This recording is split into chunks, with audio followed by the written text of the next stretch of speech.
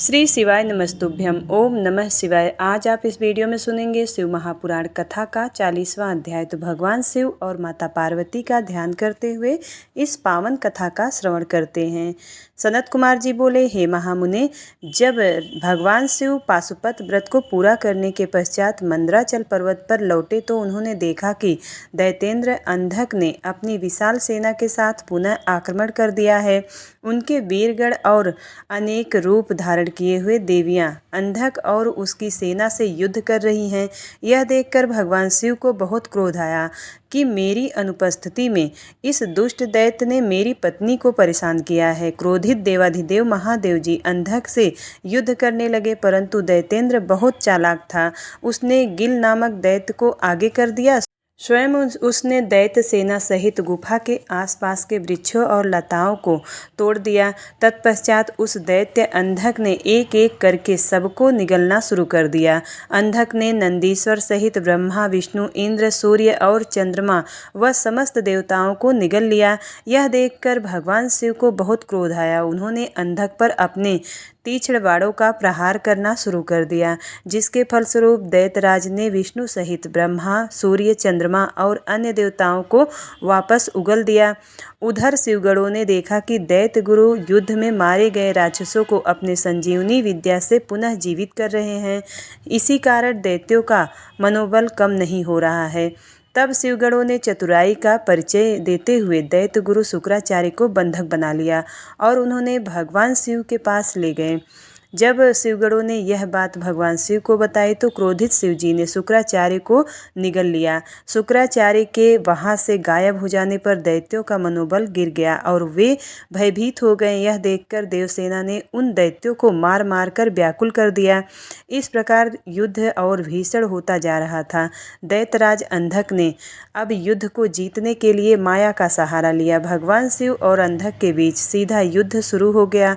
भगवान शिव अपने प्रिय त्रिशूल से लड़ रहे थे। युद्ध करते करते दैत्यराज के शरीर पर शिव जी जैसे ही त्रिशूल का प्रहार करते, उसके शरीर से निकले हुए रक्त से बहुत से दैत्य उत्पन्न हो जाते और युद्ध करने लगते। यह देखकर देवताओं ने देवी चंडिका की स्तुति की। तब चंडिका तुरंत युद्ध भूमि में प्रकट हो गई और उन्होंने भगवान शिव को प्रणाम किया।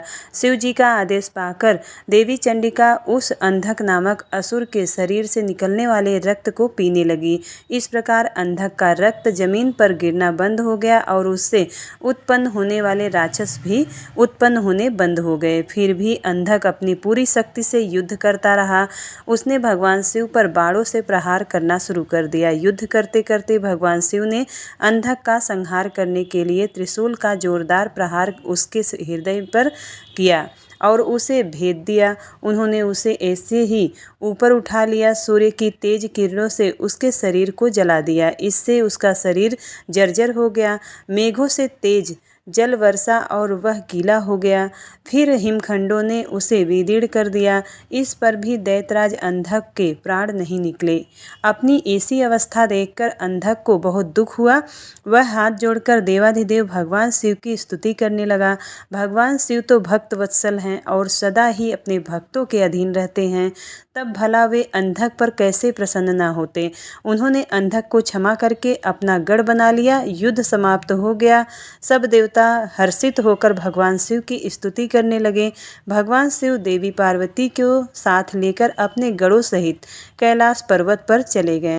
सभी देवता अपने अपने लोकों को वापस लौट गए। व्यास जी बोले, हे ब्रह्मापुत्र सनत कुमार जी, शिव गणों द्वारा जब शिव जी को यह ज्ञात हुआ कि दैत्य गुरु शुक्राचार्य दैत्यों को पुनः जीवित कर रहे हैं और शिवगण उन्हें बंदी बना लिए हैं, तब क्रोधित होकर शिव जी ने शुक्राचार्य को निगल लिया था। तब आगे क्या हुआ? भगवान शिव के उदर में शुक्राचार्य ने क्या किया?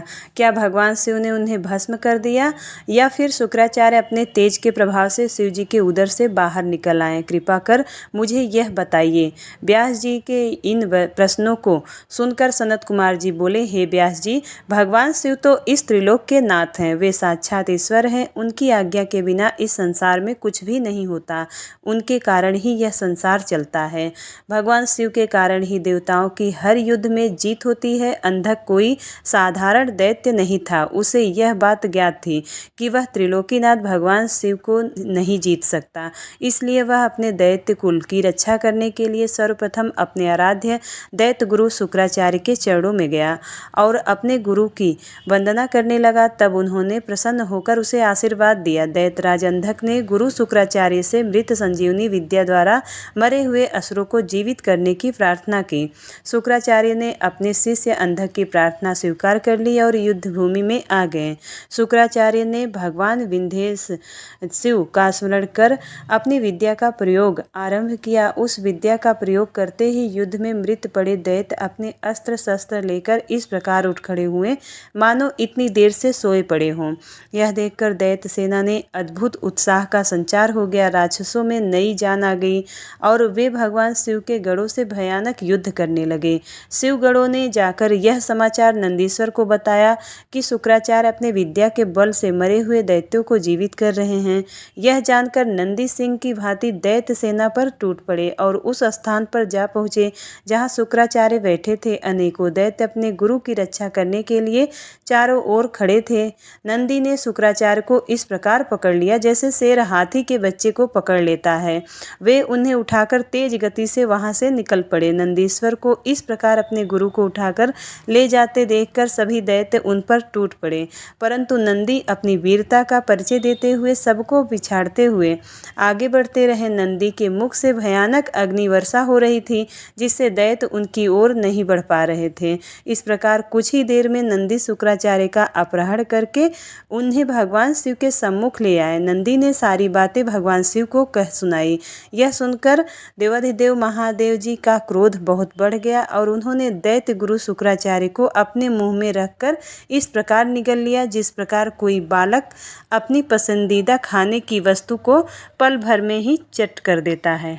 व्यास जी ने पूछा, हे सनत कुमार जी, शुक्राचार्य को जब भगवान शिव ने निगल लिया तब फिर क्या हुआ? यह प्रश्न सुनकर सनत कुमार जी बोले कि हे महर्षि, भगवान शिव ने क्रोधित होकर जब दैत्यों के गुरु शुक्राचार्य को निगल लिया तब वे शिव जी के उदर में पहुंचकर वहां से बाहर निकलने के लिए बहुत चिंतित हो गए और अनेक प्रकार के प्रयत्न करने लगे। जब वे किसी प्रकार से बाहर नहीं निकल पा रहे थे तब उन्होंने भगवान शिव के शरीर में छिद्रों की खोज करनी शुरू कर दी, परंतु सैकड़ों वर्षों तक उन्होंने कोई ऐसा छिद्र नहीं मिल सका जिससे वे बाहर आ जाते। इस प्रकार शुक्राचार्य बाहर न निकल पाने के कारण बहुत दुखी हुए और उन्होंने शिव जी की आराधना करने का निश्चय किया। तब उन्होंने शिव मंत्र का जाप करना आरंभ कर दिया। शिव मंत्र जाप करते करते शुक्राचार्य शिव जी के शुक्राणुओं द्वारा उनके लिंग मार्ग से बाहर आ गए और हाथ जोड़कर भगवान शिव की स्तुति करने लगे। तब भगवान शिव और देवी पार्वती ने शुक्राचार्य को अपने पुत्र रूप में स्वीकार कर लिया और मुस्कुराने लगे। शिव जी बोले, हे भृगुनंदन, आप मेरे लिंग मार्ग से शुक्र की तरह बाहर निकले हैं, इसलिए आज से आप शुक्र नाम से विख्यात होंगे। आज से तुम मेरे और पार्वती के पुत्र हुए और सदा संसार में अजर अमर रहोगे। तुम्हें आज से मेरा परम भक्त माना जाएगा। तब शुक्राचार्य भगवान शिव की स्तुति करते हुए बोले, हे देवाधिदेव भगवान शिव, आपके सिर, नेत्र, हाथ, पैर और भुजाएं अनंत हैं। आपकी मूर्तियों की गणना करना सर्वथा असंभव है। आपकी 8 मूर्तियां कही जाती हैं और आप अनंत मूर्ति भी हैं। आप देवताओं तथा दानवों सभी की मनोकामनाओं को अवश्य पूरा करते हैं। बुरे व्यक्ति का आप ही संहार करने वाले हैं। मैं आपके चरणों की स्तुति करता हूँ। हे प्रभु, आप मुझ पर प्रसन्न हो। दैत्य गुरु शुक्राचार्य की ऐसी स्तुति सुनकर भक्त वत्सल भगवान शिव बहुत प्रसन्न हुए। तत्पश्चात भगवान शिव से आज्ञा लेकर शुक्राचार्य पुनः असुर सेना में चले गए और तब से वे शुक्राचार्य के रूप में विख्यात हुए। सनत कुमार जी बोले, हे महामुनि व्यास जी, भगवान शिव के उदर में शुक्राचार्य ने शिव मंत्र का जाप कर बाहर आने का मार्ग खोज लिया और बाहर आकर शिव जी की आज्ञा पाकर पुनः असुर राज्य में चले गए। तत्पश्चात 3000 वर्षों के बाद वह वेदों का पाठ करने वाले शुक्राचार्य के रूप में पृथ्वी पर पुनः शिव जी से उत्पन्न हुए। दूसरी ओर अंधक को भगवान शिव ने अपने त्रिशूल पर उसी प्रकार लटकाया हुआ था। दैत्य गुरु शुक्राचार्य ने देखा कि दैत्यराज अंधक उसी त्रिशूल पर लटका हुआ है जिस त्रिशूल से देवाधिदेव भगवान शिव ने उसे मारने के लिए आघात किया था। उसे देखकर उन्हें आश्चर्य हुआ कि अंधक के प्राण अभी तक नहीं निकले हैं। उन्हें वह उसी प्रकार त्रिशूल पर लटका हुआ भगवान शिव के 108 नामों से उनकी स्तुति कर रहा है। अंधक की इस स्तुति से प्रसन्न होकर भगवान शिव ने अंधक को त्रिशूल के अग्रभाग से नीचे उतार लिया और उस पर दिव्य अमृत की वर्षा की तथा उससे कहा कि हे दैतेंद्र, मैं तुम्हारी इस उत्तम भक्ति भावना से बहुत प्रसन्न हूँ। तुमने नियम पूर्वक मेरी आराधना की है। तुम्हारे मन में जितनी भी बुराई और पाप थे वे सब तुम्हारी शुद्ध हृदय से की हुई स्तुति से धुल गए हैं और तुम्हें पुण्य की प्राप्ति हुई है। मैं प्रसन्न हूँ। तुम जो चाहो वर मांग सकते हो। मैं तुम्हारी कामना अवश्य ही पूरी करूँगा। भगवान शिव के ये अमृत वचन सुनकर दैत्यराज अंधक बहुत प्रसन्न हुआ और बोला, भगवान, मैं दोनों हाथ जोड़कर आपसे अपने द्वारा किए गए हर बुरे कार्य और अपराध के लिए क्षमा मांगता हूँ। आप मेरे अपराधों को कृपापूर्वक क्षमा करें। पूर्व में मैंने आपके और माता पार्वती के विषय में जो भी बुरा बोला या सोचा हो उसके लिए मुझे बहुत खेद है। मैंने यह सब अज्ञानतावश ही किया है। अब मैं एक दीन भक्त बनकर आपकी शरण में आया हूँ। मुझे मेरे द्वारा किए गए अपराधों के लिए क्षमा कर दें। हे देवाधिदेव, मैं आपसे वरदान में सिर्फ यही मांगना चाहता हूँ कि आप में और माता पार्वती में मेरी अगाध श्रद्धा, भावना व भक्ति बनी रहे। मेरे मन में कभी भी कोई बुरा विचार न आए। मैं शांत हृदय से सदैव आपके नाम का स्मरण व चिंतन करता रहूं। मुझ में कभी भी आसुरी तत्व घर न कर पाए। यही वरदान मुझे प्रदान कीजिए। अंधक के ये वचन कहकर पुनः भगवान शिव और माता पार्वती के ध्यान में मग्न हो गया। भगवान शिव की कृपा दृष्टि उस पर पड़ते ही वो उसे अपने पहले जन्म का स्मरण हो गया। उसके सभी मनोरथ पूर्ण हो गए। भक्त वत्सल भगवान शिव ने प्रसन्न होकर अंधक को अपना गढ़ बना लिया और उसे उसका इच्छित वरदान प्रदान किया। सनत कुमार जी बोले, हे व्यास जी, अब मैं आपको यह बताता हूँ कि दैत्य गुरु शुक्राचार्य को भगवान शिव से मृत्युंजय नाम मृत्यु को जीत लेने वाली उत्तम विद्या कैसे प्राप्त हुई। एक बार की बात है, शुक्राचार्य वाराणसी नामक नगरी में जाकर भगवान विश्वनाथ का ध्यान करते हुए उनकी घोर तपस्या करने लगे। इससे पूर्व उन्होंने वहां भगवान शिव के शिवलिंग की स्थापना की तथा वहां एक रमणी कुआं भी खुदवाया। तत्पश्चात उसमें शिवलिंग की 32 सेर पंचामृत से 1,00,000 बार अभिषेक कराने के बाद सुंदर सुगंधित द्रव्यों से स्नान कराकर उस अमृतमय ज्योतिर्लिंग की स्थापना की। फिर शिवलिंग पर चंदन और अक्षत कंदर्प का लेप किया। राजचंपक, धतूर, कनेर, कमल, मालती, कर्णिकार, कंदम्प, मौलसिरी, उत्पल, मल्लिका, चमेली, शतपत्री, ढाक, सिंधुवार, बंधुक पुष्प, पुनांग, नाग केसर, केसर, नवमल्लिक, रक्तदला, कुंद, मोतिया, मंदार, बिल्वपत्र, गुमा, मरुआ, वृक, गंठीवन, दौना, आम के पत्ते, तुलसी, देवजवासा, बृहत्पत्री, नांदरुख, अगस्त्य, साल, देवदारू, कचनार, कुरवक और कुरंतक के फूलों और अनेक प्रकार के पल्लवों से भगवान शिव की विधिवत पूजा अर्चना की। भगवान शिव के सहस्त्र नामों का जाप कर उनकी स्तुति की। इस प्रकार दैत्य गुरु शुक्राचार्य 5000 वर्षों तक अनेक प्रकार एवं विधि विधान से शिव जी का पूजन करते रहे। परंतु जब भगवान शिव फिर भी प्रसन्न ना हुए तो शुक्राचार्य ने और घोर तपस्या करने का निश्चय किया। तब उन्होंने इंद्रियों की चंचलता को दूर करने के लिए उसे भावना रूपी जल से प्रक्षालित किया और पुनः शिव जी की घोर तपस्या करने लगे। इस प्रकार 1000 वर्ष बीत गए। तब भृगुनंदन शुक्राचार्य की दृढ़ता पूर्वक की गई उत्तम तपस्या को देखकर भगवान शिव बहुत प्रसन्न हो गए और उन्होंने अपने प्रकाशमय रूप के साक्षात दर्शन शुक्र को देने का निश्चय किया। पिनाकधारी भगवान शिव शुक्राचार्य द्वारा स्थापित किए गए शिवलिंग में से प्रकट हो गए और बोले, हे भृगुनंदन महामुने, मैं आपकी इस घोर तपस्या से बहुत प्रसन्न हूँ। आप अपना इच्छित वर मुझसे मांग सकते हो। आपकी प्रत्येक इच्छा मैं अवश्य पूरी करूँगा।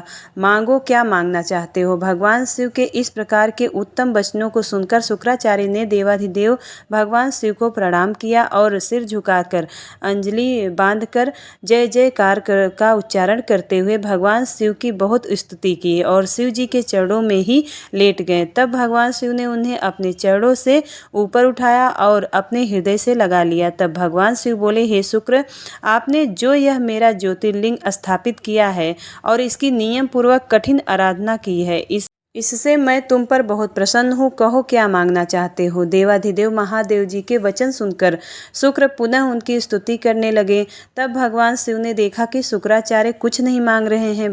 भगवान शिव, जो कि सबके हृदय की बातों को जानते हैं, संसार की कोई वस्तु उनसे न तो छिपी है और न ही कभी छिप सकती है, मुस्कुरा कर बोले, हे भृगुनंदन, हे महातपस्वी शुक्र, आप निश्चय ही मेरे परम भक्त हैं। आपने इस पवित्र काशी नगरी में मेरे ज्योतिर्लिंग की स्थापना करके उत्तम मन से भक्तिमय आराधना की है। जिस प्रकार एक पुत्र अपने पिता का आदर एवं पूजन करता है, तुमने उससे भी बढ़कर कार्य किया है। अतः मैं तुम्हें यह वरदान देता हूँ कि तुम अपने इसी रूप में मेरे उदर में प्रवेश करोगे तथा मेरे इंद्रिय मार्ग से निकलकर मेरे पुत्र के रूप में जन्म ग्रहण करोगे। तुम्हें मैं अपनी मृत संजीवनी नामक विद्या भी प्रदान करता हूँ, जिसे मैंने अपने तपोबल द्वारा रचा है। तुम्हारे अंदर तप की अनमोल निधि है, जो कि तुम्हारी योग्यता है। इस विद्या का प्रयोग जिस मृत जीव पर भी करोगे वह निश्चय ही उठेगा। तुम आसमान में चमकते हुए तारे के रूप में स्थित होगे और सभी ग्रहों में प्रधान माने जाओगे। जब तुम्हारा उदय होगा वह समय अति शुभ माना जाएगा और उसमें विवाह एवं सभी धर्म कार्य किए जा सकेंगे। सभी नंदा, प्रतिपदा, षष्ठी और एकादशी तिथियां अत्यंत शुभ मानी जाएंगी। तुम्हारे द्वारा स्थापित किया गया यह ज्योतिर्लिंग इस संसार में तुम्हारे ही नाम अर्थात शुक्रेश नाम से विख्यात होगा। जो मनुष्य श्रद्धा और उत्तम भक्ति भाव से इसकी पूजा अर्चना करेंगे उन्हें सिद्धि की प्राप्ति होगी। जो मनुष्य पूरे वर्ष शुक्रवार के दिन शुक्र ताल में स्नान कर शुक्रेश लिंग की अर्चना करेंगे वे सौभाग्यशाली होंगे और उन्हें पुत्र की प्राप्ति होगी। यह कहकर देवाधिदेव महादेव उसी ज्योतिर्लिंग में समा गए। तत्पश्चात दैत्य गुरु प्रसन्न मन से अपने धाम को चले गए। ओम नमः शिवाय। शिव महापुराण कथा का 40वां अध्याय समाप्त। उम्मीद करती हूँ वीडियो आपको पसंद आता है। यदि वीडियो पसंद आए तो वीडियो को लाइक करिएगा और चैनल पर पहली बार आए हैं तो सब्सक्राइब जरूर करिएगा। मिलती हूँ अगली वीडियो में, तब तक के लिए हर हर महादेव।